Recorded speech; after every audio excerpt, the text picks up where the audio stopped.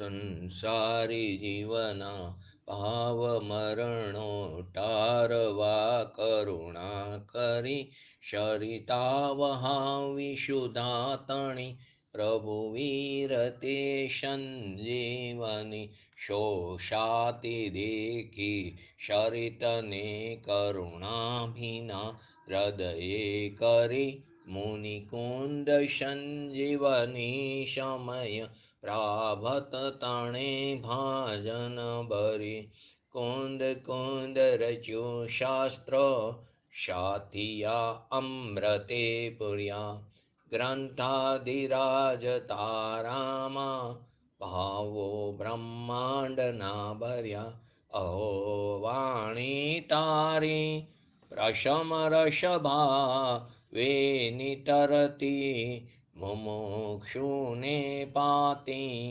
અમૃત રસયંજલે ભરી ભરી અનાદિની મૂર્છા વિશતણી ત્વરા તી ઉતરતી વિભાવેથી થંભે સ્વરૂપ ભણી દોડે પરિણતિ તું છે નિશ્ચય ગ્રંથ ભંગ સગરા વ્યવહારના ભેદવા તું પ્રજ્ઞાક્ષિણી જ્ઞાનને ઉદયની સંધિ સહુ છેદવા સાથી સાધકનો તો ભાનુ જગનો સંદેશમાં વીરનો વિષામ ભવક્લાંતના હૃદયનો તું પાંથમો તીતણો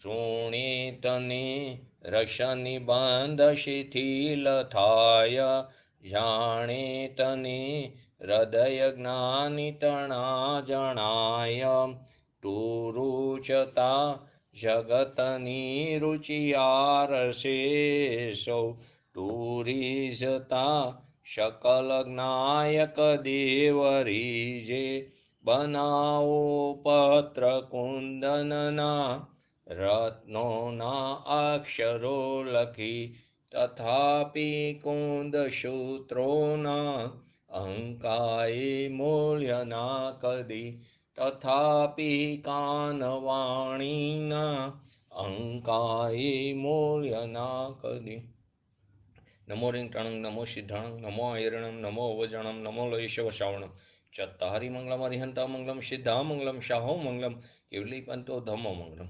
ચત્તારી લુગુટમાં હરિહંતા લુગુટમાં સિદ્ધા લુગુટમાં શાહો લુગુટમાં કેવલી પંતો ધમો લુગુટમાં ચત્તારી શરણ ભોજામી હરિહંતે શરણ ભોજામી સિદ્ધે શરણ ભોજામી શાહુ શરણ ભોજામી કેવલી પંતો ધમો શરણ ભોજામી ઓમ નમો હરિહંતાણમ. સમયસાર ગ્રંથાધિરાજ 14મી ગાથા ચાલે છે. આપણે 14મી ગાથાનું પહેલા પઠન કરી અબદ સ્પષ્ટ અનન્યને જે નિયત દેખે આત્મને અવિશેષ અણસંયુક્ત તેને શુદ્ધ નહીં તું જાણજે. તો એની અંદર આપણે બુધવારે સ્વાધ્યાયમાં આવ્યું હતું કે નિશ્ચયથી આત્મા કેવો છે? અબજ સ્પર્શ છે. તે કેવો છે? અનન્ય છે, નિયત છે, અવિશેષ છે, અણસંયુક્ત છે. તે આત્મા કર્મ આદિ પદ્રવ્યથી તે બદ્ધ પણ નથી અને સ્પષ્ટિત પણ નથી. એટલે કે જે અનેક પ્રકારનો જે આત્મા જે છે તે અનેક પ્રકાર તે અશુદ્ધ દ્રવ્યાતીત નહીં, વ્યવહાર નહીંના વિષયની અપેક્ષાએ કીધું હતું. તે અપેક્ષાએ તે સત્યાર્થ છે, ભૂતાર્થ છે. પર્યાયના સ્વભાવની સમીપ જઈને જોઈએ તો તે સત્યાર્થ છે, ભૂતાર્થ છે. પરંતુ દ્રવ્ય સ્વભાવની સમીપ જઈને જોઈએ તો તે અભૂતાર્થ છે, અસત્યાર્થ છે. તો પર્યાયમાં પર્યાયના લક્ષ્ય બદ્ધ છે એમ જોવામાં આવ્યું. પર્યાયમાં પર્યાયના લક્ષ્ય એટલે કે દ્રવ્યના લક્ષ્ય નહીં, પર્યાયમાં પર્યાય સ્વભાવ અથવા તો પર્યાયમાં પર્યાયના લક્ષ્ય તેને આપણે શું જોવામાં આવ્યું? બદ્ધ એમ જોવામાં આવ્યું. આગળ પણ આવી ગઈ વાત. દ્રવ્યથી અનુભવ, દ્રવ્યની સમીપ જઈને અનુભવ ને પર્યાય સમીપ જઈને અનુભવ. તો પર્યાયના અનુભવની વાત આવી, દ્રવ્યના અનુભવની વાત આવી. તો પૂજ્ય ગુરુદેવ, તો પર્યાયનો તો અનુભવ નથી કરવાનો આપણે. તો અનુભવ તો દ્રવ્યનો થાય છે, એ થાય છે પર્યાયમાં, પણ દ્રવ્યનો થાય છે. તો પૂજ્ય ગુરુદેવશ્રીએ એનો ખુલાસો કર્યો કે ત્યાં દ્રવ્ય અને પર્યાય બેની જ આખી 14મી ગાથામાં વાત આવી છે. તો કે જ્યાં પર્યાયની અપેક્ષાએ વાત આવે ને ત્યાં અનુભવની વાત છે, તે જાણવું એમ થાય. અને જ્યારે દ્રવ્ય સ્વભાવની સમીપ જઈને જે અનુભવની વાત આવે ત્યારે દ્રવ્ય સ્વભાવના આશ્રય કરવાની વાત આવે છે. બંને વચ્ચે આ ફરક છે. તો કે એ જે પર્યાયના લક્ષ્ય બદ્ધ છે એમ જોવામાં આવ્યું, દ્રવ્ય દ્રષ્ટિથી જુઓ તો તે બદ્ધ સ્પષ્ટ નથી, એટલે માટે એને અબદ્ધ સ્પષ્ટ કીધું. વર્તમાન અવસ્થા આપણી જે અત્યારે અનાદિકાળથી જે આપણે સંસારમાં રખડી રહ્યા છીએ તે આપણી જે વર્તમાન અવસ્થા છે તે એ કર્મના કેમ છે, તો કે કર્મના સંબંધ ઉપર લક્ષ છે, પદ્રવ્ય ઉપર લક્ષ છે.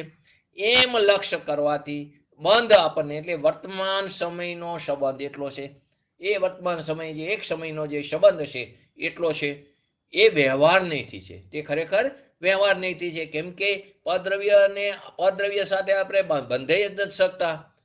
તો એ સંબંધને કેવો કીધો? વ્યવહાર નહીંનો વિષય કીધો. નિશ્ચય નહીંની દ્રષ્ટિ કરવાથી એ વ્યવહાર બંધ છે જ નહીં. નિશ્ચયથી તો આત્મા કેવો છે? અબદ્ધ સ્પષ્ટ. આ પહેલું વિશેષણ. બીજું વિશેષણ જે આપણે અલગ અલગ ઘણા એક્ઝામ્પલથી પણ જોયું, તો અનન્ય. તો તે અનન્ય છે, તો કે તે ક્ષેત્રથી નારકીની પર્યાય, મનુષ્યની પર્યાય, દેવની પર્યાય, તિર્યંશની પર્યાય આદિ પર્યાયમાં તે ભિન્ન ભિન્ન દેખાય છે, અન્ય દેખાય છે, પરંતુ એ વાસ્તવિક નથી. તો ભગવાન આત્માનું સ્વરૂપ કેવું છે? તે અનન્ય એક રૂપ એનું ક્ષેત્ર છે. તે અન્ય નથી, પરંતુ કેવો છે? અનન્ય છે. ભલે પછી તિર્યંશની પર્યાય હોય, નારકીની પર્યાય હોય, મનુષ્યની પર્યાય હોય કે દેવની પર્યાય હોય, આત્મા તો જે છે એ છે. તો તે કેવો છે? અનન્ય છે. આત્મા અસંખ્ય પ્રદેશે એક રૂપ એનું ક્ષેત્ર છે. તો આગળ પણ આવી ગયો આપણે આગળ વાત. વ્યવહારથી આત્માનો આકાર, વ્યવહારથી એને દેહ પ્રમાણ કીધો, પરંતુ નિશ્ચયથી આત્માનો આકાર કેવો છે? અસંખ્ય પ્રદેશી છે. વ્યવહારથી દેહ પ્રમાણ કીધો, આપણું જે પ્રકારનો દેહ હોય એ પ્રમાણે આત્માનો આકાર છે. આપણે હર સમય શ્વાસ લઈ છીએ તો હર સમય આપણા દેહનો આકાર બદલાય, તો આત્માનો આકાર પણ બદલાય છે. તો કે એ વ્યવહારથી દેહ પ્રમાણ, નિશ્ચયથી તો તે અસંખ્ય પ્રદેશી છે. તો આત્મા અસંખ્ય પ્રદેશે એકરૂપ જે ક્ષેત્ર છે એની અન્ય ગતિની દશા સમયની દેખાય છે. તે પર્યાયમાં એ અવસ્થામાં દેખાય છે. એ વાસ્તવિક ત્રિકારી નથી, એક સમયનું ત્રિકારી છે. તે એક સમયનું છે, પરંતુ તેનો વ્યય થાય છે, તે છૂટી શકે છે. માટે તેને ત્રિકારી દ્રવ્યની અપેક્ષાએ જો તો એને અસત્યાત, અભૂતાત કહેવામાં આવ્યું. ત્રીજી વાત આવી હતી આપણે નિયત. તો કે પર્યાયમાં હીન અધિક જે અવસ્થા જે છે, જેની અંદર આપણે વાત આવી છે ષષ્ઠ ગુણ હાનિ વૃદ્ધિની. તો પર્યાયમાં જે હીન અધિકતા જે અવસ્થામાં જે દેખાય છે, પણ એ કાયમી વસ્તુ નથી. આપણે સમુદ્રનું એક્ઝામ્પલ લીધું હતું. સમુદ્રમાં જે ભરતી ઓટ આવે, સમુદ્રમાં જે તોફાન આવે, મોજા ઉછરે, તો એની લોકોને બીક નથી લાગતી. કેમ નથી લાગતી? એનો ડર કેમ નથી રહેતો? કે એના મૂળ સ્વભાવને જાણે છે કે એનો મૂળ સ્વભાવ તો કેવો છે, એ સમુદ્ર ક્યારે એની મર્યાદાનું ઉલ્લંઘન કરીને બહાર આવવાનો નથી. માટે તો સમુદ્રના કિનારે બધા નગરો અને શહેરો વસ્યા છે. તેથી તે એનું કાયમી અવસ્થા નથી.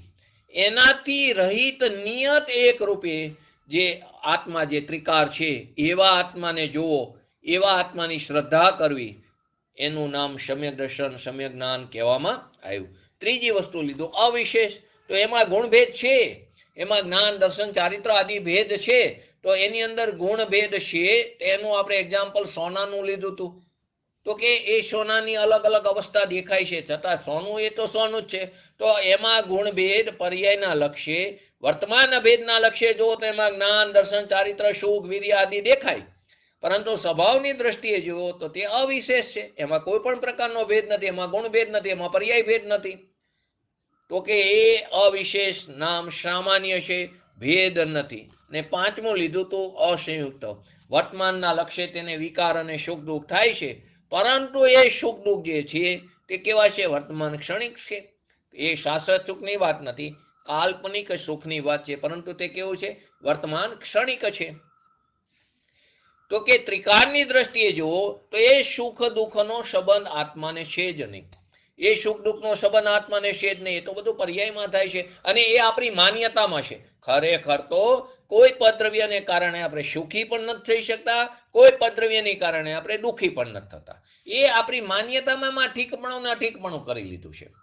કોઈ જ્ઞેય પદાર્થ આપણા માટે અનુકૂળ પણ નથી અને કોઈ જ્ઞેય પદાર્થ આપણા માટે પ્રતિકૂળ પણ નથી. જો એક જ્ઞેય પદાર્થને કારણે આપણને રાગદ્વેષ આદિ થતા હોય, જો જ્ઞેયને કારણે, પરજ્ઞેયને કારણે, તો એ પરજ્ઞેય તો બીજા લોકો જોવે તો એને પણ રાગદ્વેષ થવા જોઈએ. તો એમ નથી થતું. આપણને રાગ થાય તો કોઈને એ જ્ઞેય પદાર્થને જોઈને દ્વેષ પણ ઉત્પન્ન થાય છે. તો કે એ પોતે પોતાની ભૂલને કારણે કરે છે. એમાં ઠીકપણું અઠીકપણું પોતાની માન્યતા મુજબ કરે છે. તો કે સુખનો અર્થ તે સંયોગની વાત નથી. અહીં સુખ દુઃખની કલ્પનાની વાત છે, સંયોગની વાત નથી. એનાથી રહિત આત્મા છે. હું તો શિષ્યએ પ્રશ્ન પૂછ્યો છે કે તમે જે આત્માની વાત કરો છો એ આત્માની અનુભૂતિ કેવી થાય, કેવી રીતે થાય? ક્યાં આત્માની વાત કરી કે જે અબધ સ્પષ્ટ છે, જે અનન્ય છે, જે નિયત છે, જે અવિશેષ છે, જે અણસંયુક્ત, એટલે આ બધાથી રહિત આત્મા છે. તેવા આત્માની અનુભૂતિ કેવી રીતે થાય એ વાત કરે છે. એવા આત્માનો અનુભવ તો કે એ અબધ સ્પષ્ટ આદિ જે આત્મા જે છે સામાન્ય સ્વભાવનો પર્યાયમાં અનુભવ થવો. તો કે એ અનુભૂતિ તો પર્યાય છે. એવા આત્માની જે અનુભૂતિ છે તેને દ્રવ્યથી સંબંધ નથી, ક્ષેત્રથી સંબંધ નથી, કારની પર્યાયથી એમાં વૃદ્ધિ હાનિ નથી, એમાં ગુણભેદ નથી, એમાં રાગ દ્વેષ અને સુખ દુઃખની કલ્પનાનો પણ સંબંધ નથી. એવા આત્માને જો, એટલે કે આત્માની અનુભૂતિ, તેને શુદ્ધ નહીં કહેવાય. અનુભૂતિને ત્યાં શુદ્ધ નહીં કહેવામાં આવ્યું છે. તો કે આવી ત્રિકારી અનંત વસ્તુ તો નક્કી કરવાનું શું બાકી છે? તો કે ત્રિકારી અનંત, અનાદિ અનંત જે વસ્તુ, જે ધ્રુવ છે, નાયક છે, એની દશામાં જે અનેકતા દેખાય છે એ તો ક્ષણિક છે. એની દશામાં અનેકતા દેખાય છે, પરંતુ તે કેવી? એ ક્ષણિક છે. તો ક્ષણિકની બુદ્ધિ તો અનાદિથી આપણામાં છે, પર્યાય બુદ્ધિ. એ અજ્ઞાન બુદ્ધિ છે, એ મિથ્યા બુદ્ધિ છે. તો નક્કી કરવાનું શું બાકી છે? તો કે દ્રવ્ય દ્રષ્ટિ કરવાની બાકી છે. તો કે આપણે તો અનાદિકાળથી આપણે વાણીમાં, જળ દ્રવ્યમાં, જળ પદાર્થોમાં આપણે એકત્વ કરીને બેઠા છીએ. એ બધું તો ધૂળ કીધું, પર છે. એને જાણવા વાળો જે ચૈતન્ય ત્રિકાર ભગવાન આત્મા છે એ ત્રિકાર છે, એ ભિન્ન છે એનાથી. તો આમાં પ્રશ્ન કરે છે મુમુક્ષ, એ તો જીવ વયો જાય ત્યારે જીવ ક્યાં ગયો? શરીરમાંથી જીવ વયો જ ગયો છે. તો વયો ગયો સમજો છો, ખરેખર શરીરમાં જીવ છે જ નહીં. આત્મા ક્યાં શરીરને અડે છે? શરીર આત્માને નથી અડતું, શરીર આત્માને નથી અડતો, આત્મા શરીરને નથી અડતો. આપણે શું બોલી છીએ કે શરીરમાંથી જીવ જગ્યો. તો કે શરીરમાં જીવ છે જ નહીં, તો જવાની વાત ક્યાંથી આવે? જીવ તો શેમાં છે? જીવ ક્યાં છે? જીવ ક્યાં છે? બોલો, જીવ ક્યાં છે? બરાબર, સરસ. જીવ ક્યાં છે? જીવ જીવમાં છે. જીવ શરીરમાં છે જ નહીં, તો શરીરમાંથી જીવ જવાની વાત જ ક્યાં છે? વ્યવહારે બોલી અલગ વસ્તુ, પણ અભિપ્રાયમાં હોવું જોઈએ કે જીવ તો ક્યાં છે? જીવમાં છે. આ તો જે શરીર છે તો મળતું છે, પૂતગલ પરમાણુનો સ્કંદ છે. એમાં એક ચૈતન્યના એક અંશની સત્તા પણ એમાં નથી. આપણે રાગને કેમ પૂતગલ કીધું? કે એમાં ચૈતન્યનો અંશ નથી, માટે એને અચેતન કીધું, માટે એને પૂતગલ કીધું. અને પરના લક્ષ્ય થાય છે. અને ત્રીજી અપેક્ષા, રાગને જાણતું નથી. તો કે એમાં ચૈતન્યના એક અંશની સત્તા પણ નથી, દ્રવ્ય ગુણની સત્તા તો નથી, પણ એક અંશની સત્તા પણ નથી, દ્રવ્યમાં પણ નથી. દ્રવ્ય ગુણની સત્તા તો એમાં નથી શરીર આદિમાં, એટલે કે આત્મા અને આત્માના ગુણોની સત્તા પણ નથી, અને એના એક અંશની સત્તા પણ એની અંદર નથી. એવા શરીરથી ભિન્ન, એવા વિકારથી ભિન્ન, એવી અનેકતાથી ભિન્ન એવો એક સ્વરૂપ ભગવાન આત્માનો અંતરમાં જ્યારે અનુભવ થાય, એનો જ્યારે અંતરમાં અનુભવ કરવાથી એ જે પર્યાયમાં વિતરાગતા ઉત્પન્ન થાય છે, એ અનુભૂતિને અહીંયા શુદ્ધ નહીં કહેવામાં આવી છે. એ શુદ્ધ નહીં નામ સાચા સ્વરૂપનો અનુભવ થવો, અને સાચું સ્વરૂપ એને કહેવામાં આવ્યું છે. આગળ પૂજ્ય ગુરુદેવશ્રી કહે છે કે અનુભૂતિ એ જ આત્મા છે. પહેલા અનુભૂતિને શુદ્ધ નહીં કીધી અને એને જ આત્મા કીધો, તો અહીંયા શું વાત છે? અનુભૂતિ તો પર્યાય છે અને એને આત્મા કીધો, એ તો દ્રવ્ય થયું. તો કે દ્રવ્ય અને પર્યાયની ત્યાં સંધિની વાત બતાવી છે, દ્રવ્ય અને પર્યાયની અભેદપણું ત્યાં બતાવ્યું છે. તો એ નિર્મળ દશા શું થઈ? અભેદ સ્વભાવ સાથે થઈ. સ્વભાવ સાથે એનું અભેદ પરિણમન થયું. તો કે જેવો શુદ્ધ સ્વભાવ એકરૂપ છે એવી અનુભૂતિ પર્યાયમાં થઈ, એટલે કે જેવો દ્રવ્ય સ્વભાવ છે એવી પર્યાયમાં રચના થઈ, એ અનુભૂતિને જ અહીંયા આત્મા કહેવો. આ પાંચ અપેક્ષાથી દ્રવ્ય સ્વભાવની સમીપથી જોઈએ તો એ બધા કેવા છે? અનાત્મા છે. દ્રવ્ય સ્વભાવની સમીપથી જુઓ તો કેવા છે? તે અનાત્મા છે. અને પર્યાય સ્વભાવની સમીપથી જુઓ તો કે તે સત્યાર્થ છે, ભૂતાર્થ છે. આ અનુભૂતિ તે જ આત્મા. ફરી વાર આગળ 11 નંબરની ગાથામાં કોને કીધું તું શુદ્ધ નહીં? બોલો. આખી ગાથામાં વારંવાર 11 નંબરની ગાથાની વાત આવે છે. બોલો. નહીં, એ 12મી ગાથા. 11મી ગાથામાં કોને કીધું તું? શુદ્ધ નહીં કોને કીધું? હે? ભૂતાર્થને. એટલે કે શુદ્ધ નહીંનો વિષય જે છે પરમ પરિણામિક ભગવાન આત્મા, એને પણ શું કીધું? શુદ્ધ નહીં. તો કે નહીં અને નહીંના વિષયનો જ્યાં ભેદ નથી, નહીં અને નહીંનો વિષય ખરેખર તો શું થાય? નિશ્ચય નહીંમાં નહીં છૂટી જાય છે, નહીંનો વિષય નથી છૂટતો. જ્યારે નિર્વિકલ્પ દશામાં નહીં છૂટી જાય, કેમ કે તો નયાતીત દશા છે, નહીંનો વિષય છૂટતો નથી. તો અહીં શું બતાવ્યું 11 નંબરની ગાથામાં? કે નહીંનો જે વિષય છે ભગવાન આત્મા, એને જ અહીંયા શુદ્ધ નહીં કીધું, એને જ ભૂતાર્થ કીધો.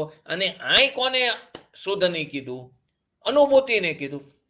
તો કે ત્યાં દ્રવ્ય અને પર્યાયનું અભેદપણું થાય છે. અને એ અનુભૂતિ કે જેની અંદર દ્રવ્ય સ્વભાવની રચના થઈ, જેવું દ્રવ્ય છે તેવી ત્યાં રચના થઈ, એને પોતાનો જે સ્વભાવ છે એ સ્વભાવનો ત્યાં સ્વીકાર થયો, પર્યાયમાં એનો નિર્ણય થયો, એ અનિત્યમાં નિત્યનો નિર્ણય થયો, એને અહીંયા અનુભૂતિ કીધી, આત્માનુભૂતિ કીધું, અને એને શુદ્ધ નહીં કીધું, અને એને જ આત્મા કીધું. કેમ? તો કે ત્યાં અભેદ પરિણમનની વાત છે.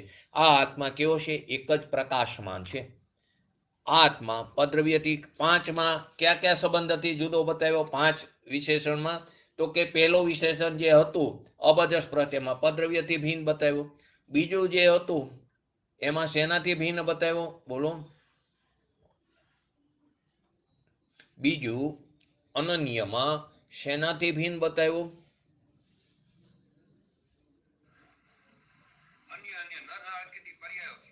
નર નાર એટલે વ્યંજન પર્યાયથી ભિન્ન બતાવ્યો.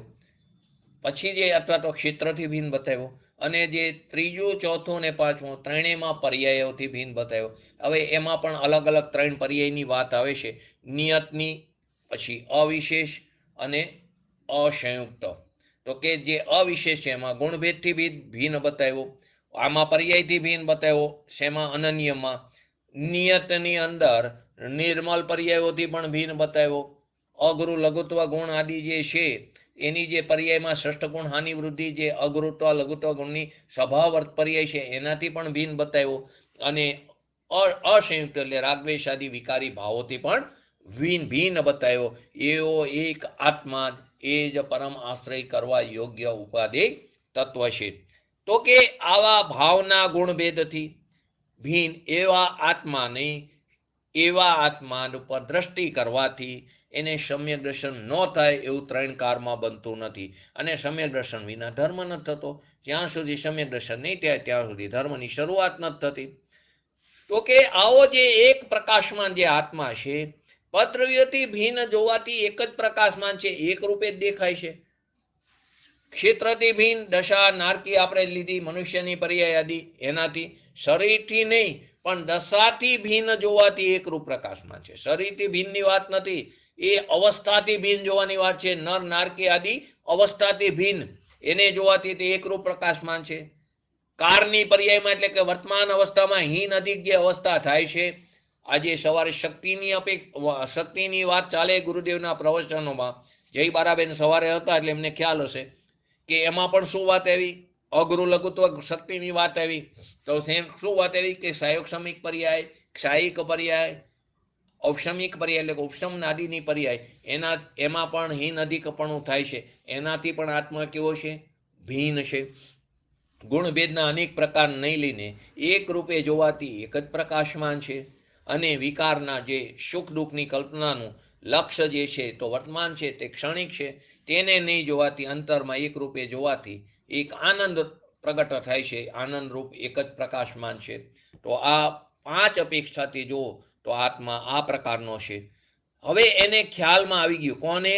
શિષ્યને કે જેવો તમે આ ઉપર કીધો છો, જેવો તમે ઉપર આવો આત્મા બતાવ્યો, આપે આચાર્ય ભગવંતે કહે છે આવો આત્મા પદ્રવ્યથી ભિન્ન છે, અનેકતાના ક્ષેત્રથી એટલે વ્યંજન પર્યાય આદિ એનાથી ભિન્ન છે, પર્યાયની અનેકતા એટલે બીજા ગુણની અક્રમવતી એનાથી પણ ભિન્ન છે, જ્ઞાન દર્શનની અનેક પર્યાયથી ભિન્ન છે, ગુણભેદથી ભિન્ન છે, સુખ દુઃખની કલ્પનાથી ભિન્ન છે.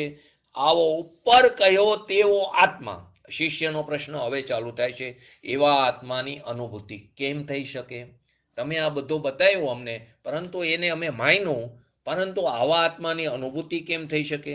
અમને તો આ પ્રત્યક્ષ દેખાય છે પદ્રવ્ય સાથેનો સંબંધ, પર્યાયમાં અમને પ્રત્યક્ષ અનેકતા દેખાય છે, પર્યાયમાં એટલે કે અમને પ્રત્યક્ષ ગુણભેદ પણ દેખાય છે, અમને ક્ષેત્રમાં નારકી, મનુષ્ય, તિર્યંચ આદિ અનેક વ્યંજન પર્યાય પણ દેખાય છે, સુખ દુઃખની કલ્પના, સુખ દુઃખ પણ કલ્પના સહિત દેખાય છે.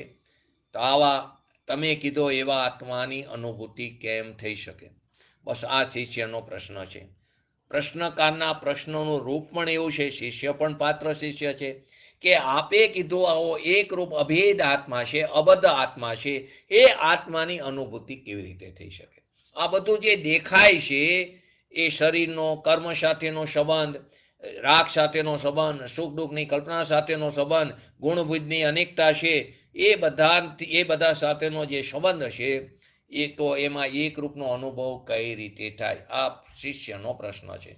તો હવે એના સમાધાનમાં આચાર્ય કહે છે જે બદ્ધ સ્પષ્ટ આદિ જે ભાવો છે, એટલે 5 ભાવો, બદ્ધ સ્પષ્ટ આદિ, અન્ય, અનિયત, વિશેષ અને સંયુક્ત, એ આદિ ભાવો અભૂતાર્થ છે. તે કેવા છે? અભૂતાર્થ છે. કર્મનો પદ્રવ્ય સાથેનો સંબંધ તે વાસ્તવિક સંબંધ નથી, તે યથાર્થ સંબંધ નથી, અસત્યાર્થ સંબંધ છે, કાયમ ટકવાવાળી ચીજ નથી, કેમ કે તે સિદ્ધમાં તો કર્મ સાથેનો સંબંધ દેખાતો નથી, અર્યન દશામાં કર્મ સાથેનો સંબંધ દેખાતો નથી, તો તે શું થયું? એ સ્વભાવ નથી, એની સાથે સંબંધ પણ નથી કાયમી, તો કે એ અસત્ય છે, કાયમ ટકવાવાળી ચીજ નથી. અને ક્ષેત્રમાં જે અન્ય નારકી આદિ જે પર્યાયો દેખાય છે એ પણ અભૂતાર્થ છે, તે કાયમ ટકવાવાળી ચીજ નથી, એ પર્યાયનો તો બીજા સમયે વ્યય થઈ જાય છે, એ પણ અસત્યાર્થ છે. કાયમી ટકવાવાળી ચીજ નથી, એ અપેક્ષા એને અસત્યાર્થ કહેવામાં આવ્યું. વર્તમાન અપેક્ષા એનું અસ્તિત્વ છે, એનો અર્થ એમ નથી કે પર્યાયને ઉડાડવાની, પર્યાય છે, પર્યાયનું અસ્તિત્વ પણ છે, પરંતુ તેને ગૌણ કરી છે, એ અપેક્ષા એને અભૂતાર્થ, અસત્યાર્થ, જૂઠી કહેવામાં આવી છે. તો કે કારમાં પણ પર્યાયમાં અનિયતતા અને અનેક પ્રકારની વૃદ્ધિ હાનિ દેખાય છે, એ પર્યાયમાં પણ વૃદ્ધિ હાનિ દેખાય છે. તો કે એ વૃદ્ધિ હાનિ જે ભાષે છે એ પણ કાયમ રહેવાવાળી ચીજ નથી, કેમ કે એ પર્યાયમાં દેખાય છે, તો બીજા સમયે ચાલી જવાની છે, એ પણ કાયમી રહેવાવાળી ચીજ નથી. ગુણભેદ પણ કાયમી રહેવાવાળી ચીજ નથી, અને સુખ દુઃખની કલ્પના પણ કાયમ રહેવાવાળી ચીજ નથી. તો બદ્ધ સ્પષ્ટ આદિ જે ભાવો છે, તો એ ભાવો તે કાયમ ટકવાવાળી ચીજ નથી, તેથી એ અનુભૂતિ થઈ શકે છે. માટે તે અનુભૂતિ થઈ શકે છે, અબદ્ધ સ્પષ્ટ આદિ ભાવો સહિત જે ભગવાન આત્મા છે એની અનુભૂતિ થઈ શકે છે, કેમ કે ઓલી જે છે એ કાયમી ટકવાવાળી ચીજ નથી. પછી આગળ પૂજ્ય ગુરુદેવશ્રીએ વિશેષ ખુલાસામાં એ પણ કીધું, જ્યાં સુધી પર્યાય નામ વર્તમાન અંશ ઉપર, વર્તમાન જે પર્યાંશ છે તે પર્યાંશ ઉપર, રાગ ઉપર, સંબંધ ઉપર લક્ષ્ય છે ત્યાં સુધી એ છે ખરા, એના ઉપર લક્ષ્ય ત્યાં સુધી એ છે ખરા, એ ચીજ છે ખરી, પણ અંતરદ્રષ્ટિથી એટલે કે દ્રવ્ય સ્વભાવની સમીપથી જુઓ તો એ સંબંધ કેવો હતો? ક્ષણિક હતો, એ સંબંધ કાયમી નથી. તો અંતરદ્રષ્ટિથી જોવાથી તે અભૂતાર્થ હોવાથી અનુભૂતિ અંતરની અબદ્ધ સ્પષ્ટ આદિની થઈ શકે છે. માટે અબદ્ધ સ્પષ્ટ આદિ ભાવોથી સહિત એવા ભગવાન આત્માની અનુભૂતિ થઈ શકે છે. તો એમ કહે છે કે શિષ્ય કહે છે, અને એવા મુમુક્ષ પણ કહે છે, આ તો ખૂબ ધર્મ કેવો છે? ઝીણો છે, કંઈ અમને સમજાતું નથી. એ કરતાં તો આ બહારનું કરી છે બરાબર છે, વ્રત તપ ધર્મ આદિ, વ્રત તપ ભક્તિ આદિ કરી છે બરાબર છે. આજે સવારના પ્રવચનમાં પણ આવ્યું કે આ તમે વચ્ચે અમથું આ નાખ્યું, વચ્ચે લાકડું નાખી દીધું, આના કરતાં તો અમે વ્રત તપ આદિ કરતા હતા અને એમાં અમને ધર્મ માની લીધું હતું. એટલે રામજીભાઈએ કીધું કે આ તમે વચ્ચે અમથું નાખી દીધું. કે આવે તો આ તો વસ્તુ સમજાતી નથી, તો કે આવો ધર્મ તો ભારે ઝીણો. તો બીજો કોઈ ઉપાય ન હોય? ઉપાય ન મળે એ ઉપાય લે. જે ઉપાય ન મળે એ ઉપાય લે, એમાં આત્મા ક્યાંથી હાથ આવશે? ઉપાય ન હોય એનો જવાબ આપ્યો, ઉપાય ન મળે એ ઉપાય તું લેશ, કે જેમાંથી તને વસ્તુ સ્વરૂપની પ્રાપ્તિ નથી થવાની એવા સાધનોનો તું હાથ પકડેશ, તો તને આત્મા ક્યાંથી હાથમાં આવશે? તો કે જ્યાં પડ્યું છે નિધાન એના ઉપર દ્રષ્ટિ કર, એનો આશ્રય કર. જ્યાં શાશ્વત સુખ પડ્યું છે તેના ઉપર દ્રષ્ટિ કર, તો પર્યાયમાં આનંદની અનુભૂતિ થશે. કુવામાં હોય તો અવેડામાં આવશે, અને તું બહારથી ગોતે તો બહારથી તો ક્યાંય સુખ મળવાનું નથી. તો કે આવો આત્મા એકરૂપ સ્વરૂપ 100 નંબરની જે ગાથા છે એમાં પણ બતાવ્યું છે, પરનો કરતા હરતા નથી. આત્મા પરનો કરતા હરતા નથી, નિમિત્તથી પણ નથી. પરનો કરતા હરતા નિમિત્તથી પણ નથી. પરના કર્તામાં આત્મા નિમિત્તથી પણ નથી. પદ્રવ્યની કર્તા જે છે એમાં નિમિત્તથી પણ તેનો પદ્રવ્યમાં તેનો કર્તા નિમિત્તથી પણ નથી. વિકારી જે પર્યાય જે છે અને જોગની જે કર્તા એટલે કે જે સ્પંદ એનું જે વિકારી પર્યાય અને જોગ એટલે આપણે એને શું કહી કંપન, તો કે એ જે જોગની પર્યાય છે એ જોગનો જે કર્તા છે એ જીવની પર્યાય બીજાની કર્તામાં કાર્ય થાય તે સમયે તેને નિમિત્ત કહેવામાં આવે છે. ફરીવાર, વિકારી પર્યાય રાગદ્વેષ આદિ જે વિકાર પરિણમન થાય છે તે વિકારી પર્યાય, અને જોગનો એટલે કે જે કંપન આદિ જે થાય છે જે કર્તા છે તે જીવની પર્યાય, જે કર્તા છે તે જીવની પર્યાય બીજાની કર્તામાં કાર્ય થાય છે તે સમયે તેને નિમિત્ત કહેવામાં. પણ કોને? કે અજ્ઞાનીનો જોગ અને અજ્ઞાનીનો વિકલ્પ એને નિમિત્ત કહેવામાં આવ્યો. જ્ઞાનીના જોગ અને વિકલ્પ તેમાં નિમિત્ત નથી. માટે જ્ઞાની જીવ છે તે રાગ દ્વેષ આદિ જે વિકારી પરિણમન છે એનો કરતા પણ નથી, અકર્તા છે અને અભોગતા છે. અને જે અજ્ઞાની જીવ છે તે પોતાની અજ્ઞાન દ્રષ્ટાને કારણે રાગ દ્વેષ આદિ જે પર્યાય છે એનો કરતા થાય છે, અથવા તો એની પોતાની પર્યાયમાં અલ્પજ્ઞતા પામરતા છે એનું લક્ષ્ય કરાવવા માટે આચાર્ય દેવ કહે છે કે પદ્રવ્યની પર્યાય નથી, તારા પોતાના દ્રવ્યની પર્યાય છે, માટે તું એનો કરતા છે. તો કે જ્ઞાનીના જોગ અને વિકલ્પ તે નિમિત્ત નથી. કેમ કે જ્ઞાની જોગ અને વિકલ્પના કરતા નથી. જ્ઞાની પદ્રવ્યની પર્યાયમાં નિમિત્ત કરતા પણ નથી. પદ્રવ્યની પર્યાયમાં જ્ઞાની નિમિત્ત કરતા પણ નથી. હવે આમાં તમે કહો, પૂજ્ય ગુરુદેવ શ્રી આપણને કોઈ જીવને પોતાની પર્યાયમાં વિતરાગ દશા પ્રગટ થઈ પૂજ્ય ગુરુદેવશ્રીના પ્રવચનો સાંભળીને પોતાના ઉપાદાનની લાયકાતથી ખરેખર તો એ જ્ઞાન થયું છે પોતાનું પોતાને કારણે, તો ત્યાં પૂજ્ય ગુરુદેવશ્રીને નિમિત્ત કહેવાય એ પણ વ્યવહારની વાત થઈ સ્વામી ગાથાની અપેક્ષાએ. તો કે શું થયું? જ્ઞાની પરદ્રવ્યની પર્યાય એટલે પૂજ્ય ગુરુદેવશ્રી તો જ્ઞાની છે, તે આપણી પરદ્રવ્યની પર્યાયમાં નિમિત્ત કરતા પણ નથી. તે પદ્રવ્યની પર્યાયમાં વાત છે. તો કે પર્યાયમાં એ પર્યાય જે ઉત્પન્ન થઈ એ પર્યાયમાં નિમિત્ત કરતા એનું પોતાનું ત્રિકારી ઉપાદાન છે, પોતાનો સ્વભાવ છે નિમિત્ત કરતા.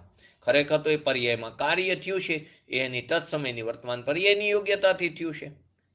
એ 100 નંબરની ગાથા ઉપરથી પૂજ્ય ગુરુદેવશ્રીએ કીધું. તો કે ભગવાન તમે કહો છો આત્મા તો તદ્દન પરથી નિરાળો છે, કર્મથી નિરાળો, વિકારથી નિરાળો, ભેદથી નિરાળો, એટલે કે ક્ષેત્ર કાર અને ગુણભેદ બધાથી તે ભિન્ન છે. તો વર્તમાનમાં તો આ બધું દેખાય છે, વર્તમાનમાં તો આ ભેદ દેખાય છે, વર્તમાનમાં સુખ દુઃખ દેખાય છે, વર્તમાનમાં કર્મનો સંબંધ પણ દેખાય છે.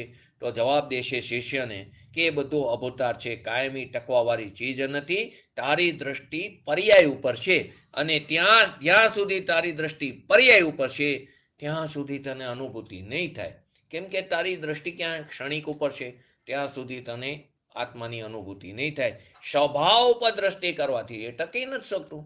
સ્વભાવ ઉપર દ્રષ્ટિ કરવાથી આત્મામાં રાગદ્વેષ આદિ ઉત્પન્ન જ નથી કરતા. એને આપણે રાગદ્વેષનો નાશ કર્યો એમ કહીશી. તો કે સ્વભાવ ઉપર દ્રષ્ટિ કરવાથી તે ટકી નથી શકતું. તો કે એક રૂપ જે શુદ્ધ ચૈતન્ય છે એની દ્રષ્ટિ થયા વિના, સ્વભાવ પર દ્રષ્ટિ થયા વિના એકાગ્રતા નથી થતી. અથવા તો બીજી રીતે કહી તો એ ભાવના ભવાતી નથી. ભાવના એટલે એકાગ્રતા. તો એકાગ્રતા નથી થતી, અને એકાગ્રતા સ્વમાં એક ઉપર ગયા વગર નથી થતી.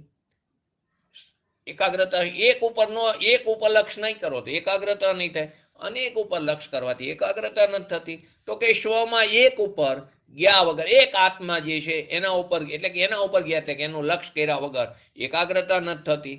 અને એક ઉપર દ્રષ્ટિ થયા વિના અનુભૂતિ નથી થતી. એક ઉપર, સ્વભાવ ઉપર દ્રષ્ટિ થયા વિના અનુભૂતિ નથી થતી. અને એ અનુભૂતિ થતા, જેને આપણે શુદ્ધ નહીં કીધું, જેને આપણે આત્મા કીધું, તો આ પાંચે જે બોલ છે તે બધાને કેવા કીધા? અભૂતાર્થ. કોને? બદ્ધસ્પૃષ્ટ આદિ.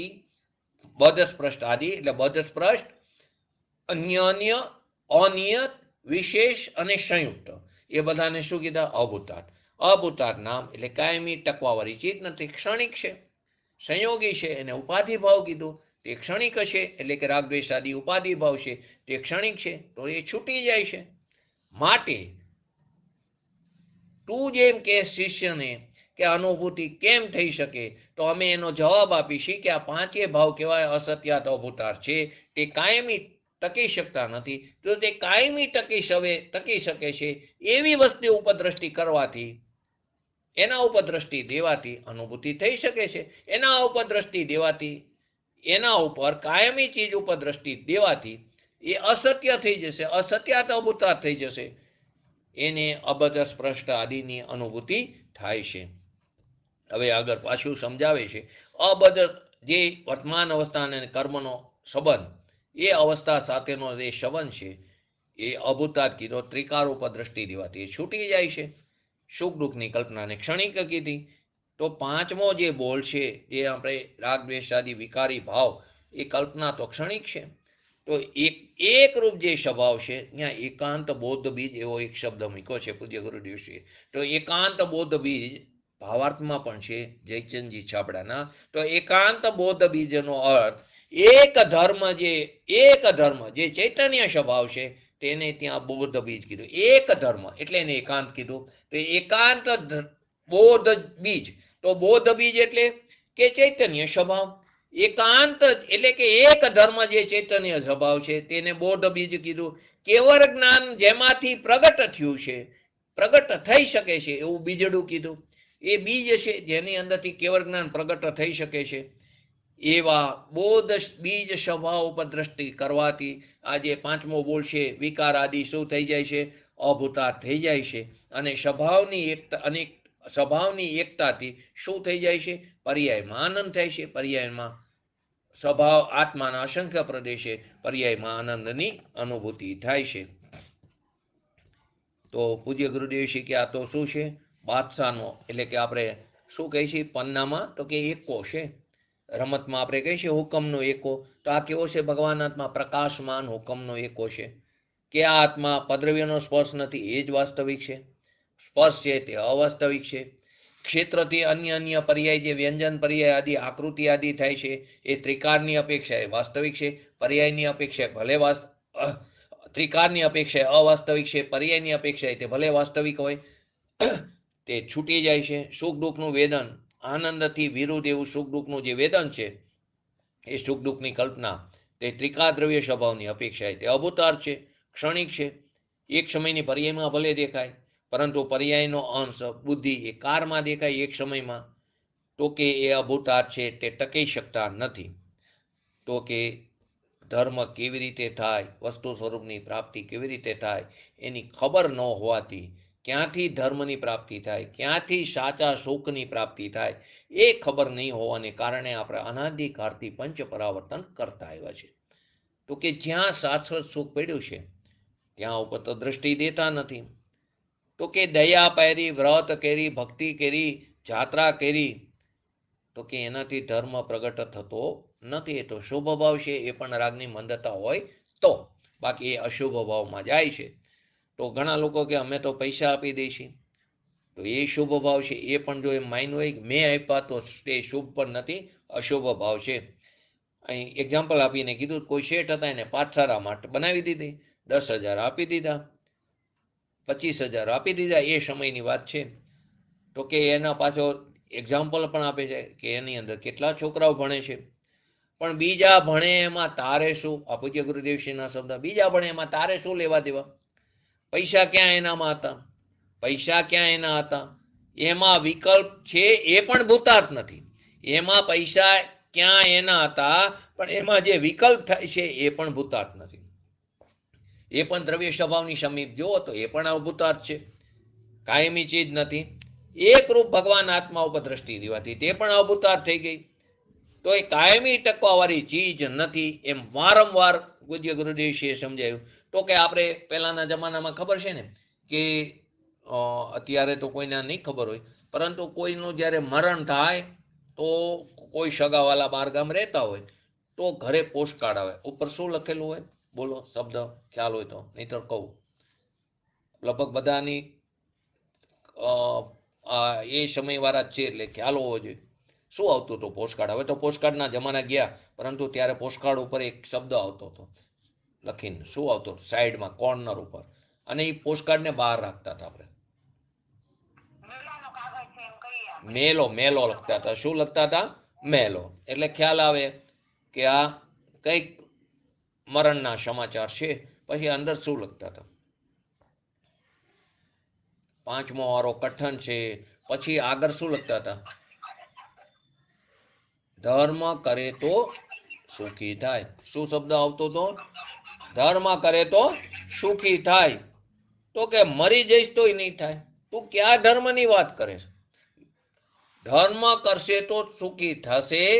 પરમેશ્વરની મરજી કે મરી ગયો? આ પાછું પરમેશ્વરની મરજી શું કરી? ભગવાનની ઈચ્છા, ઈશ્વરની ઈચ્છા છે. આપણે શું કરી શકીએ? તો એમની મરજીથી થોડો એ મરી ગયો છે. આવું બધું અંદર મહેલામાં આવતું હતું. પરમેશ્વર આપણું ચાલે નહીં એમ પણ લખતા હતા.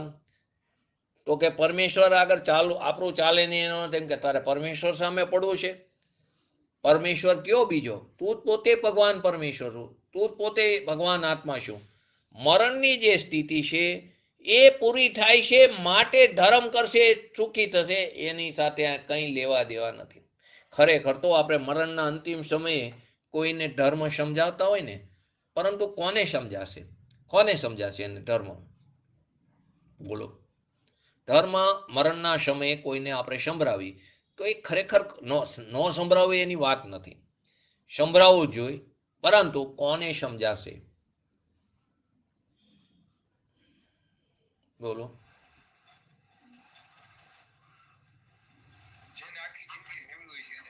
જેને હર ઘડી, જીવનની હર ઘડી જેને સુધારી હશે એને અંતિમ ઘડીમાં ધર્મ એને ગમશે.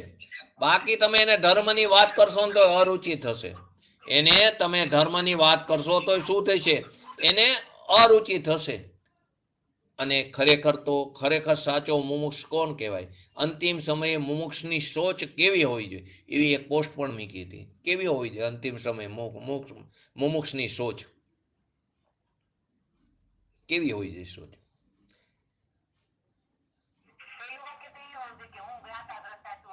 એમને અંતિમ સમયે મુમુક્ષની સોચ કેવી હોવી જોઈએ? કદાચ કોઈ મુમુક્ષ હોય, કોઈ સ્વાધ્યાયી હોય કે જેને થોડો ઘણો તત્વનો અભ્યાસ હોય. અત્યારે આપણે જ્ઞાનીની વાત નથી, તત્વનો અભ્યાસ હોય, ઉપરની રુચિવાળો હોય, એવો જે જીવ છે મુમુક્ષ હોય. સાચા મુમુક્ષની વાત નથી એટલે એ પકડવું નહીં, પરંતુ મુમુક્ષ હોય, તત્વની ઉપરની રુચિ હોય, તો એને કેવી હોવી જોઈએ અંતિમ સમયે? તો એને કોઈ ધર્મ સંભળાવવા જાય ને કે મારે ધર્મ સાંભળવો નથી, એને આ કેવું જોઈએ. શું કેવું જોઈએ? મારે ધર્મ સાંભળવો નથી. કેમ ના પાડે?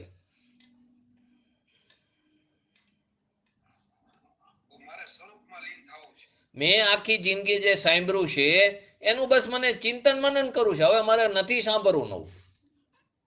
જે મેં સાંભળ્યું છે એ જે મેં સાંભળ્યું છે એનું સ્મરણ કરવું છે, એનું ચિંતન મનન કરવું છે. બસ થાવ. હવે આવું જ એક અત્યારે હમણાં જ એક આપણા વિદ્વાન સૌરાષ્ટ્રના એમનો દેહ પરિવર્તન થયું. આવી જ ઘટના બની છે. એમને ના પડી મને હવે કોઈ વસ્તુ નથી કરી. હું મારું જે છે એ તો અભ્યાસી હતા, વિદ્વાન હતા પ્રખર, ચેતનભાઈ મહેતા. એમને છેલ્લે ના પાડી હતી, બસ મારે હવે કંઈ સાંભળવું નથી, કંઈ કરવું નથી. તો અંતિમ સમય મુમુક્ષની સોચ હોવી જોઈએ, આવી હોવી જોઈએ, એક શાસ્ત્રમાં લખેલું છે, અને એ પ્રમાણે એમનું અનુસરણ હતું. એ પાત્ર જીવ કહેવાય. અત્યારે એમને આજે એટલે યાદ કર્યા કેમ કે આ વાત ઉપરથી એમનું એક્ઝામ્પલ પણ યાદ આવ્યું. તો કે અનાદિથી કર્મનો સંબંધ ચાલ્યો આવે છે, ને આપ કહો છો કે અનુભૂતિ થાય છે, પરથી ભિન્ન થાય છે, પણ આ કર્મનો સંબંધ તો અનાદિથી ચાલ્યો આવે છે. તો કે એ તું સાંભળતો કરો તે એક સમયનો છે, ભલે અનાદિથી ચાલ્યો આવે પણ એક પ્રવાહક્રમ છે. જેવી રીતે કેવળ જ્ઞાનની પર્યાય આપણે કેમ કહીએ છીએ, કેવી છે કેવળ જ્ઞાનની પર્યાય? કેવળ જ્ઞાનની પર્યાય કેવી છે? બરાબર નહીં ના બેન, પરંતુ કેવી? સરસ તમારો જવાબ. સાદી અનંત બોલી છે ને? બરાબર. કેવી બોલી છે કેવળ જ્ઞાનની પર્યાય? સાદી અનંતકાળ સુધી. તો ખરેખર જો નિશ્ચયથી જો તો કેવળ જ્ઞાનની પર્યાય સાદી શાંત છે. કેવી હે? સાદી શાંત છે. અપેક્ષાથી વાત કરું છું. સાદી શાંત એટલે એ ઉત્પન્ન થઈ, એનો અંત પણ થવાનો, બીજા સમયે વ્યય પણ થવાનો, પરંતુ એને સાદી અનંત કેમ કહીશું આપણે? કે એવી ને એવી એવી ને એવી એવી ને એવી ઉત્પન્ન થાય છે, નિરંતર પ્રવાહ એક ધારો ચાલે છે, એ અપેક્ષાએ એને સાદી અનંત કહીશું. થાય છે તો હર સમયે નવી. એવી રીતે મિથ્યાત્વની આપણી પર્યાય કેવી છે? આપણી મિથ્યાત્વની પર્યાય કેવી છે? 4 શબ્દો લખું છું: અનાદિ અનંત, સાદી અનંત, અનાદિ શાંત અને સાદી શાંત. મિથ્યાત્વની પર્યાય બોલવામાં શું ખરેખર હોવું જોઈએ, ખરેખર શું હોય? બોલો. ફરીવાર કેવી હોય છે? સરસ બોલ્યા, પણ કેવી હોય છે? હા, અનાદિ અનંત. આપણે મિથ્યાત્વ ચાલુ જ રાખવું છે. મિથ્યાત્વનો અંત કરવો છે ને, એના માટે તો અભાવ મળ્યો છે, મનુષ્ય ભાવ, અને એના માટે તો આવા સાચા જ્ઞાની પુરુષનો સમાગમ થયો, સાચા દેવગુરુ શાસ્ત્રનું શરણ મળ્યું. તો મિથ્યાત્વની પર્યાય જ્યારે બોલવાનું આવે ને ત્યારે અનાદિ શાંત કેવું. શું કામ આપણે આપણી જાતમાં એમ માની કે મારું મિથ્યાત્વ નહીં જાય, અનાદિકાળથી છે ને, બસ હવે શાંત, હવે એનો અંત થવાનો છે. પરંતુ વાસ્તવથી પર્યાયની અપેક્ષાએ જો તો એ પણ કેવી છે? સાદી શાંત છે. મિથ્યાત્વની પર્યાય અત્યારે ઉત્પન્ન થઈ, બીજા સમયે વ્યય થાય, એવી ને એવી ઉત્પન્ન થાય જ્યાં સુધી સ્વભાવનું ભાન નહીં થાય. તો કે આ જે પર્યાયનો જે સંબંધ છે ને, પર્યાય અપેક્ષાએ, એ સંબંધ તો એક સમયનો છે. એક સમયનું તારું લક્ષ અંતરમાંથી છૂટીને તેના તરફ ગયું છે. સ્વભાવનું લક્ષ ન કર્યું, સ્વભાવથી ચ્યુત થયો, તો તારું લક્ષ ક્યાં ગયું? એક સમય ઉપર ગયું છે. એક સમયની દશા છે. પ્રવાહ રૂપે ભલે અનાદિથી હોય, પણ એટલો સંબંધ અનાદિનો નથી. આપણે બોલીને અનાદિથી કર્મ સાથે જીવ બંધાયેલો છે, અનાદિનો સંબંધ નથી, એક સમયનો સંબંધ છે. પ્રવાહની અપેક્ષાએ એને અનાદિનો સંબંધ કીધો, જે રીતે આપણે કેવળ જ્ઞાન પર્યાય સમજ્યા અને મિથ્યાત્વની પર્યાય સમજ્યા. તો એક સમય પૂરતું તારું લક્ષ પર ઉપર ગયું છે, એક સમય પૂરતું. કેમ કે બીજા સમય એ જ જીવ પોતાના પુરુષાર્થથી, સમ્યક પુરુષાર્થથી, સ્વભાવના આશ્રયથી, દ્રવ્ય સ્વભાવના જોરે એ જ જીવ એની ભૂલને સુધારીને વિતરાગદશા પણ પ્રગટ કરી શકે છે. એને મિથ્યાત્વનો અભાવ થાય છે, વ્યય થાય છે. તો કે એક સમયની પૂરતું તારું લક્ષ્ય પર ઉપર ગયું છે. બીજા સમય એમ પણ બને, યોગ્યતાવાળો જીવ હોય તો બીજા સમયનું લક્ષ્ય ઉપર જાય. તો વિકારના એટલે બીજો સમય કેમ કીધું? કે જે સમયે એનું લક્ષ્ય પર તરફ હતું, એ પર્યાયનો તો ત્યાં વ્યય થઈ જવાનો. નવું જે પર્યાય ઉત્પન્ન થાય એ સ્વને લક્ષ કરતી ઉત્પન્ન થાય છે. માટે એમ કહે છે કે એક સમય પૂરતું તારું લક્ષ્ય પર ઉપર ગયું હતું, અને વિકારના સુખ દુઃખની કલ્પના પણ તને બોલો. આ પરમાં પર્યાય લેવાની, પરમાં પદ્રવ્ય નહીં લેવાનું. પૂજ્ય ગુરુદેવશ્રીના શિષ્ય છે તો પદ્રવ્યથી તો છોડાવીને આપણને અહીંયા એમના પ્રવચનમાં બેસી છે ને, કે પૂજ્ય બેનશ્રીના સવારના તત્વચર્ચામાં બેસી છે ને, તો એનો અર્થ શું છે? કે તમે આટલા પાત્ર જીવ છો કે પદ્રવ્ય ને તું તો સદાય ભિન્ન જ છું. એના પ્રદેશો ને મારા પ્રદેશો સદા પૃથક છે, એની તો વાત જ નથી. પણ અહીં પરદ્રવ્યની અંદર પર્યાયની વાત છે કે તું પર્યાયની સન્મુખતા છોડ. તો તો કે એટલે એક સમયની જે પર્યાય છે ને એના ઉપરથી તું લક્ષ્ય છોડ, કેમ કે એ તો ક્ષણિક છે, એનો અભાવ થઈ જવાનો હોય. જેનો અભાવ થાય છે એમાંથી સદભાવની પ્રાપ્તિ કેવી રીતે થશે? હા, પર્યાય ને પર્યાય પણ એક સમયનું સત છે, એ પણ ત્રિકારી ધ્રુવ છે એમ જયારે પર્યાય બોલે છે. પર્યાય પણ એમ કે હું પણ બાદશાહ છું, હું પણ કેવો છું, હું પણ રાજ સિંહાસન પર બેઠેલો બાદશાહ છું. ક્યારે? તો કે દ્રવ્ય અને પર્યાયનું અભેદ પરિણમન થાય છે ત્યારે. એક પર્યાય જે છે એક સમયમાં જે પર્યાય અવસ્થા જે છે એ કાયમી ટકાવારી ચીજ નથી, તો એનાથી રહિત એકરૂપ જે સ્વભાવ છે એનો અનુભવની અપેક્ષાએ આ બધું છે શું કીધું? અસત્યાત કીધું. પર્યાય છે એ બધું શું કીધું? અસત્યાત અભૂતાત કીધું. કેમ કે ક્ષણિક છે તે અપેક્ષાએ, એને ગૌણ કરી છે તે અપેક્ષાએ. તેથી અબધસ્પૃષ્ટ આત્માનો અનુભવ થઈ શકે છે. ભગવાન આત્મા જે છે તે એક સમયની ગ્રંથિ વિનાનો છે. કેવું છે? એક સમયનો ગ્રંથિ વિનાનો છે. એમાં ગ્રંથિભેદ પણ નથી. જે ગ્રંથિ છે એ કર્મના સંબંધમાં જે રાગ છે, કર્મના સંબંધના કારણે જે રાગ દ્વેષાદિ ઉત્પન્ન થાય છે દ્રવ્ય કર્મના નિમિત્તે, એટલે સંબંધ શબ્દ મીકો છે, દ્રવ્ય કર્મના નિમિત્તે ભાવ કર્મ એટલે રાગ દ્વેષાદિ ઉત્પન્ન થાય છે. એ કર્મના સંબંધમાં જે રાગ છે એમ જે માને છે તે ગ્રંથિ છે. ગ્રંથિ એટલે મિથ્યાત્વ. તો એક સમયમાં ગ્રંથિ વિનાનો છે ભગવાન આત્મા છો. તો જે ગ્રંથિ ભેદ, જે ગ્રંથિ છે એ તો કર્મના સંબંધમાં જે રાગ છે એને એનો પોતાનો માને છે, એને માને છે પોતાનો, તે ગ્રંથિ તે મિથ્યાત્વ છે. હવે એ ગ્રંથિનો ભેદ ક્યારે થશે? ગ્રંથિ ભેદ ક્યારે થશે? કે અભૂતાત કાયમી ચીજ નથી, તે ક્ષણિક ચીજ છે. તો કાયમી ચીજ તો હું ભગવાન આત્મા એક રૂપ જે છે તે ભગવાન આત્મા કાયમી ચીજ છે. હવે એની દ્રષ્ટિ થવાથી ગ્રંથિ ભેદ થઈ શકે છે. એના ઉપર દ્રષ્ટિ થવાથી ગ્રંથિ ભેદ થઈ શકે છે. માટે ગ્રંથિનો નાશ થઈ ગયો એમ કહેવામાં આવે છે. તો ભગવાન આત્મા તો એક સમયનો ગ્રંથિ વિનાનો છે, એમાં કોઈ પણ ગ્રંથિ નથી. હવે જે ગ્રંથિ છે તો કર્મના સંબંધમાં જે રાગ જે ઉત્પન્ન થયો છે એમ જે માને છે કે જે રાગ ઉત્પન્ન થયો એમાં મારાપણું અથવા તો એ રાગની અંદર એકત્વ કરે છે. એ રાગને જ્ઞાતા દ્રષ્ટા તરીકે જાણતો નથી અને રાગમાં એકત્વ કરે છે, તેને મિથ્યાત્વ કીધું. એ ગ્રંથિનો ભેદ ક્યારે થશે? કે એકરૂપ ભગવાન આત્મા ઉપર દ્રષ્ટિ દેવાથી એ ગ્રંથિનો નાશ થઈ જાય છે. તો કે આ બધી તો જે સંસાર આદિ કહે છે તો એ બધી તો ખરેખર પાપનો ભાગ હશે, પાપના બંધનની કથા છે. તો અહીં બહુ સર્વ પૂજ્ય ગુરુદેવશે કીધું કે બધા આત્મા કેવા છે? સરખા છે. સ્ત્રી પર્યાયમાં સ્ત્રીને સ્ત્રી પર્યાયથી ન જો, પુરુષને પુરુષ પર્યાયથી ન જો, કોઈને પણ પર્યાય દ્રષ્ટિથી ન જો. તે બધા કેવા છે? ભગવાન આત્મા છે. બહુ સરસ આ વાત ઘણા વર્ષો પહેલા, આજથી 15-17 વર્ષ થઈ ગયા છે, લીમડીમાં સ્વાધ્યાય હતો.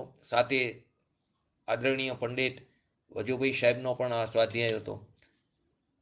તો પહેલો મારો હતો. તો એની અંદર લીમડીમાં પ્રાથમિક ઉપર જ લેવાનું હતું, કેમ કે અહીંયા તો અન્ય મતમાંથી આવે એટલે એમનામાં જે વિપરીતતા હતી એના ઉપર જ મારે ખાસ લેવું હતું. એમાં મલ્લીનાથ ભગવાનની વાત લીધી. મલ્લીનાથ ભગવાનને એ લોકો શું માને છે? અન્ય મતમાં, જૈન મતમાં, ખાસ કરીને સંપ્રદાયમાં શું માને છે? મલ્લીનાથ ભગવાનને કયા વેદ, કઈ લિંગ વાળા માને છે?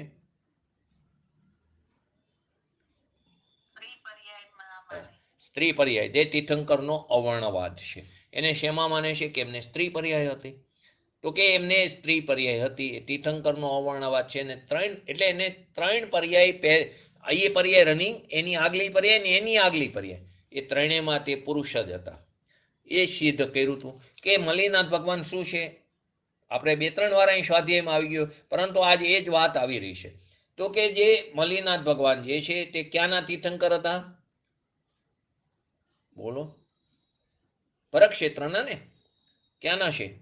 વર્તમાનમાં પરક્ષેત્રના તીર્થંકર છે. અને પરક્ષેત્રના તીર્થંકરો છે એને કેટલા કલ્યાણક હોય છે નિયમથી? વિદેહ ક્ષેત્રમાં કેટલા કલ્યાણક હોય છે? સરસ. વિદેહ ક્ષેત્રમાં 2 કલ્યાણક પણ હોય, 3 કલ્યાણક પણ હોય અને 5 કલ્યાણક પણ હોય. ભરક ક્ષેત્રમાં નિયમથી 5 કલ્યાણક હોય છે. હવે જેનું ગર્ભ કલ્યાણક હોય, જેનું જન્મ કલ્યાણક ઉજવાતું હોય, તે જીવ કેવો હોય? નિયમથી જન્મથી જ, એટલે કે ગર્ભમાં આવ્યો હોય એનું, જે ગર્ભમાં પણ સમ્યક દર્શન સાથે આવ્યો હોય એનું જ ગર્ભ કલ્યાણક ઉજવાય. તો હવે જે ગર્ભમાં સમ્યક દર્શન સાથે આવ્યો હોય તો સમ્યક દર્શનની અંદર ચોથું ગુણસ્થાન એને પ્રાપ્ત આગળથી જ આવ્યું છે, તો કે એને 41 પ્રકારની પ્રકૃતિનો છેદ ઉડી ગયો છે. એમાં સ્ત્રી પ્રકૃતિનો છેદ ઉડી જાય છે. અને તે ક્યાંથી આવ્યા હતા? તે ક્યાંથી આવ્યા હતા? તો કે અપરાજિત વિમાનના દેવમાંથી આવ્યા હતા. ક્યાંથી આવ્યા હતા? અપરાજિત વિમાનના દેવ. શ્વારસિદ્ધિ એટલે કે 5 અનુદિશ છે એમાંથી આવેલા હતા અપરાજિત વિમાનમાં. તો કે ત્યાંથી આવ્યા હતા. તો કે ત્યાં પણ કઈ હતી? પુરુષ જ હતી પર્યાય. ત્યાં પણ સ્ત્રી પર્યાય નથી. હવે અપરાજિત વિમાનનો દેવ કોણ થાય છે? કયો જીવ થાય છે? તો કે એ આગલી પર્યાયમાં ભાવલિંગી મુનિરાજ હોય એ જ થઈ શકે છે. તો કે એ પણ સ્ત્રી પર્યાય નહોતી, ત્યાં પણ પુરુષ પર્યાય હતી. તો ભાવલિંગી મુનિરાજ એ પણ પુરુષ પર્યાય, અપરાજિત વિમાનના દેવ એ પણ પુરુષ પર્યાય, અને મલ્લીનાથ ભગવાન અત્યારે પણ પુરુષ પર્યાય હતા. તો આખી વાત સમજાવી. પછી સાહેબ આવી ગયા હતા. સાહેબ સાંભળતા હતા. પછી તરત જ પહેલું વાક્ય સાહેબે કે મલ્લીનાથ ભગવાન એ ભગવાન આત્મા હતા. એ સ્ત્રી હોય કે પુરુષ હોય, આપણે એના ઉપર શું કામ નજર કરવી જોઈએ? બહુ સરસ વાત કહી દીધી. એ જ વાત અત્યારે ચાલી રહી. આ તો એમને સમજાવવા માટે આપણે તર્કથી સમજાવ્યું, જે ખરેખર સત્ય શાસ્ત્રમાં છે તે પ્રમાણે એમને સમજાવ્યું. તો કે તે સ્ત્રી પર્યાય નહોતા. એની સાથે આજે એક બીજી વાત પણ કરી દઉં. જે કોઈને સ્ત્રી વેદ હોય ને, જે કોઈ જીવને સ્ત્રી વેદ હોય ને, એ મોક્ષ જઈ શકે છે. એ પર્યાયમાં જ મોક્ષે જઈ શકે છે. સ્ત્રી વેદ, સ્ત્રી પર્યાયની વાત નથી કરતો. સ્ત્રી વેદ કે જે 9મા ગુણસ્થાને વેદ જતો રહેશે, વેદ જે છે તેનો અભાવ થઈ જાય, અપગત વેદી કહેવાય. પરંતુ ત્યાં તેને વેદ જે છે આગળ એ સ્ત્રી વેદ છે. એ સ્ત્રી વેદ વાળો જે જીવ છે એ જ પર્યાયમાં મોક્ષે જઈ શકે, પરંતુ એ જ પર્યાયમાં તે તીર્થંકર નથી થઈ શકતો. સાધવ કેવરી થઈને મોક્ષ પામે છે. સ્ત્રી વેદ વાળો આ ખાસ સમજવું. તો કે આ બધા ભગવાન આત્મા કેવા છે? સરખા છે. તો કે સ્ત્રીની જે ચેષ્ટા છે, આ સ્ત્રી છે એમ ન જો કે એ શરીરની જે ચેષ્ટા થાય કે આમ થાય આમ થાય, એ ક્ષેત્ર તારું એમ ન જો. એ તારું ક્ષેત્ર નથી, એ તો પર ચતુષ્ય છે. તું તારા ક્ષેત્રની અંદર જો. બીજાને કોઈ પણને તું એને પર્યાય દ્રષ્ટિથી ન જો. તો કે સ્ત્રીનો દેહ તે આત્મા નહીં. સ્ત્રીનો જે દેહ છે તે ખરેખર આત્મા નથી. એનો આત્મા તો વર્તમાન પર્યાય સંબંધ છે એનાથી રહિત. અત્યારે 14મી ગાથામાં એનો જે આત્મા છે, જે વર્તમાન પર્યાય સાથે એનો જે સંબંધ છે એનાથી તો તે રહિત છે. કઈ અપેક્ષા કે દ્રવ્ય સ્વભાવની સમીપ જઈને જોવો તો એ જે એનો અત્યારે વર્તમાન પર્યાય સાથે જે સંબંધ છે એનાથી તો એ રહિત છે. તો કે બીજાને પણ તું એ રીતે જ જો. પર્યાય બુદ્ધિ જે રાગની સાથે સંબંધ, કર્મની સાથે સંબંધ, એ બધી જે પર્યાય બુદ્ધિ છે છૂટી જશે. કેમ કે ક્ષણિક સંબંધ છે. ત્રિકારી સ્વભાવની દ્રષ્ટિ કરતા એ છૂટી જાય છે. એ દ્રષ્ટિથી તું બધાને જો. તો પૂજ્ય ગુરુદેવશ્રીએ એમના જીવનકાળ દરમિયાન આ જ વસ્તુ કરી. કેમ કે એ તો અનુભવી જીવ હતા, જ્ઞાની જીવ હતા. દરેકને ભગવાન આત્માથી બોલાવતા હતા. દરેકને તે દ્રવ્ય દ્રષ્ટિથી જોતા હતા. એમના જે વિરોધી આવે ને એને પણ એમ કહેતા તો એક સમયની પર્યાયમાં ભાન બોલેલો ભગવાન આત્મા છું. અને ઘણા લોકો એમને ચર્ચા માટે પણ કહેતા તો પૂજ્ય ગુરુદેવશ્રી ના પાડતા, અમારે ચર્ચા કરવી નથી. એક વસ્તુ શ્વેતાંબરના એક પ્રખર આચાર્ય હતા, એમને લીમડીની અંદર પૂજ્ય ગુરુદેવશ્રીને ચર્ચા માટે કીધું. તો પૂજ્ય ગુરુદેવશ્રીએ ના પાડી કે મારે ચર્ચા કરવી નથી. તો કે તમે ચર્ચા નહીં કરો તો લોકોને એમ લાગશે અમને જ્ઞાન નથી એટલું. તો કે તમારે જે માનવું હોય માનો. કેમ કે એમને ખબર, સદગુરુ કરે સહજ કંધા, વાદ વિવાદ કરે સંવંદા. મારે કોઈ ચર્ચા કરવી જ નથી. છતાં એમનો આગ્રહ બહુ હતો. ચંદ્રશેખર મહારાજ, એમનો બહુ જ આગ્રહ હતો. તો પૂજ્ય ગુરુદેવશ્રીએ કીધું કે તમે આજે ચશ્મા પહેર્યા, ચશ્માથી દેખાય? તો કે આ ચશ્મા પહેર્યા હોય તો દેખાય. ગુરુદેવ કે ચર્ચા પૂરી થઈ ગઈ. ગુરુદેવે શું કીધું? ચર્ચા પૂરી થઈ ગઈ. ચશ્માથી તું જોઈ શકતો નથી, આંખથી પણ જોઈ શકતો નથી. તો કે ત્યાં તેને અદ્રવ્ય સાથે એકત્વપણું કર્યું છે. તો કે આપણે ચર્ચા પૂરી થઈ ગઈ. ગુરુદેવે નાદ પાડી હતી ચર્ચાની. આ આવે છે પૂજ્ય ગુરુદેવશ્રીના પ્રવચનોનો જ આ અંશ છે. કદાચ કોઈ સાંભળેલો પણ હશે. તો કે તું બધાને કઈ દ્રષ્ટિથી? કે દ્રવ્ય દ્રષ્ટિથી જ જો. એ આત્મા છે, એ પણ અબજ સ્પષ્ટ છે, એ પણ અનન્ય છે, તે પણ નિયત છે, તે પણ અવિશેષ છે, તે પણ કેવો છે? અણસંયુક્ત છે. એવો ભગવાન આત્મા છે. તો કે એની પર્યાય બુદ્ધિ કદાચ કોઈ જીવની એની પર્યાય બુદ્ધિ ભલે હો, પણ તારી પર્યાય બુદ્ધિ છૂટી ગઈ. એની પર્યાય બુદ્ધિ ભલે હો, પણ તારી પર્યાય બુદ્ધિ છૂટી ગઈ અને તે આ રીતે એના આત્માને જોયો, તો તને તારા આત્માની અનુભૂતિ થયા વગર રહેશે નહીં. તો કે જે શરીરની ચેષ્ટા એ આત્મા નથી, એ તો અનાત્મા છે. એની અંદર તો રાગ થાય છે, રાગને અનાત્મા કીધો છે. વિષય વાસનાનો જે વિકલ્પ થાય છે એ પણ આત્મા નથી. એમ તું જો. હાવભાવ ને ચેષ્ટા ઉપર નજર ન કર. એ બધી તો જડની પર્યાય છે.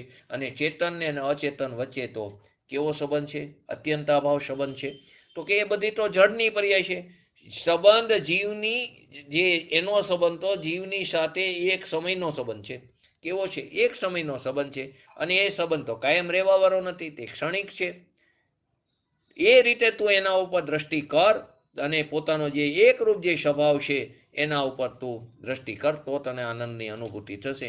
છેલ્લે લઈને આપણે પૂરું કરી શ્રીમદજીની અપેક્ષાએ એમના એક વાક્યને લઈને, કર્મનો સંબંધ, રાગ દ્વેષ સુખ દુઃખ, આપ જે કહો છો શિષ્ય કે એનો અનુભવ કઈ રીતે થાય? તો કે કાયમી ચીજ નથી, કાયમી ટકવાવાળી ચીજ નથી. તારી દ્રષ્ટિ અબધ ઉપર થશે તો એનો નાશ થઈ જશે, તારી દ્રષ્ટિમાં રહેશે નહીં. તો શ્રીમદજીનું વાક્ય છે, ઉપજે મોહ વિકલ્પથી, ઉપજે મોહ વિકલ્પથી સમસ્ત આ સંસાર, અંતર્મુખ અવલોકતા વિલય થતા ને વાર. આ એ જ વાત બતાવ્યું.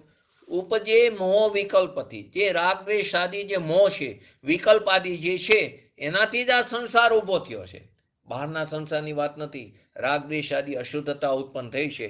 અંતર્મુખ અવલોકતા, તારા દ્રવ્ય સ્વભાવ ઉપર દ્રષ્ટિ કરતા વિલય થતા વાર નહીં લાગે. એ ઉત્પન્ન જ નહીં થાય તો વિલય થતા વાર નહીં લાગે. વિલય કો કે ને અભૂતાત કો. ઉપજે મોહ વિકલ્પથી, મોહનો વિકલ્પ છે ને આ છે ને આ છે ને આ છે, એનાથી જ આ સંસાર ઉભો થાય છે. હવે અંતર્મુખ અવલોકતા એ વિલય નથી થતો. સ્વભાવ ઉપર અંતરદ્રષ્ટિ કરતા એને વિલય થતા વાર લાગતી નથી. તો આવું શ્રીમદજીનું પણ વાક્યની અંદર આવે છે, ઉપજે મોહ વિકલ્પથી સમસ્ત આ સંસાર. ગાથા તો આપણે બધી ઘણી પદ બધા મોઢે કરેલી છે, પરંતુ એના ભાવાર્થ સમજી તો એ ભાવ ભાષણ કરી તો એનો જે આનંદ આવે છે તે અનેરો આવે છે. તો કોઈ પણ ગાથા જ્યારે પણ આપણે યાદ કરી તો એની પાછળના ભાવાર્થને સમજવું જરૂરી છે.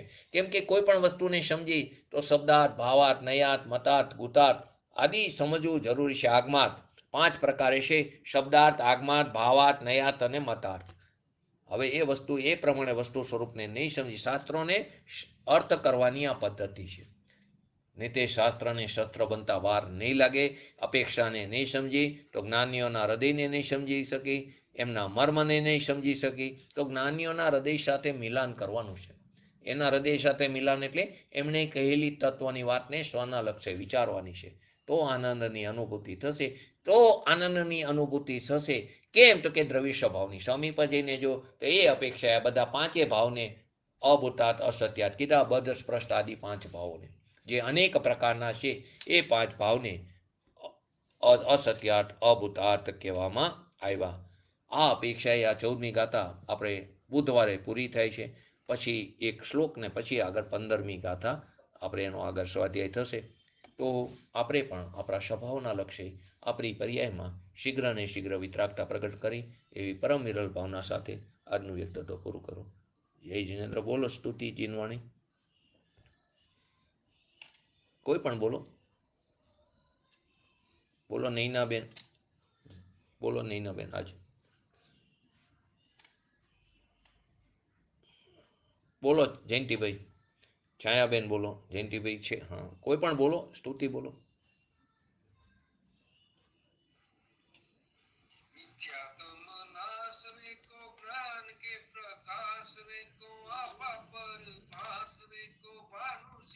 बखानी है।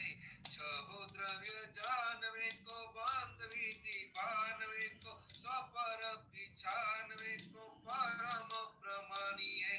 अनुभव बताए को जीव के जताए को काहू न सताए को भव्य उर्गानी है।